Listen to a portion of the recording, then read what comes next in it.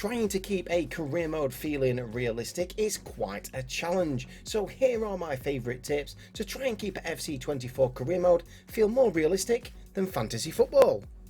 Team choice is super important, as that influences just how realistic you have to be.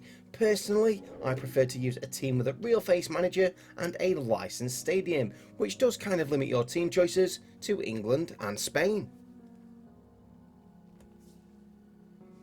In my opinion, the most important part of every realistic career mode is the initial setup. For a realistic save, I recommend disabling the international job offers. I can't think of anyone who manages a club team and a national team. Regarding match difficulty, if not already on Ultimate, go one difficulty higher than your usual career modes. Winning every game isn't realistic. Using a financial takeover is too easy, so use the default club budget. Strict negotiation settings so you can't just sign any player at any time. Disabling the first transfer window will allow you to focus on the current squad and identify any weaknesses before the January transfer window.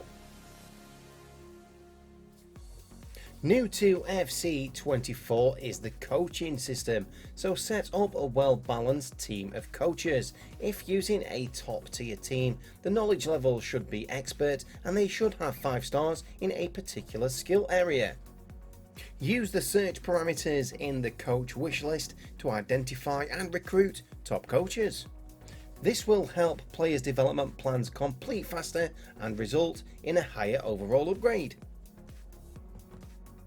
Use the club's default formation for at least the first part of the season, but whatever you do, don't revert to just your usual favourite formation, otherwise the career mode will start to feel like every other save. If using a top team, you have to be ruthless and release any low overall, low potential young players. When it comes to your transfer wish list, no using the career mode database websites like FIFA. Instead, use and trust your GTN scouts and only sign players they recommend. Identify any positional weaknesses in your squad and set up your GTN scout instructions to cover those positions. I always set up 2 age group search parameters, one for wonder kids who will be future stars, and secondly for players in their prime who are ready to start in my first team. Regarding transfers, this is not a rebuild save. We're trying to be realistic, so limit both incoming and outgoing transfers. Only sell if you have enough cover for that outgoing player's position, and just to reiterate, only sign players recommended by your GTN scouts and use common sense, no Mbappe to Fulham. For a top tier team, I recommend making one marquee signing per season and then focusing on players for the future. Again, this isn't a youth academy rebuild, so no need to promote multiple youth academy players. Instead, use my Youth Academy tips video to scout some elite Youth Academy talent. Use development plans to improve the players while still in the Youth Academy. And then only promote 2 or 3 per season, and if not first team ready, loan them out. I recommend scouting for player type any and position any, unless you need cover in any particular position.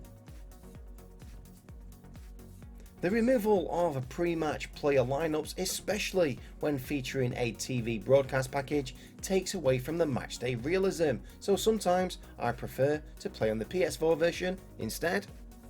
So by combining these tips, you can try to make your career mode feel slightly more realistic, but sadly we cannot control the AI transfers. Thank you so much for watching this video. Please remember to tune in next time, but until then, it's FCG out.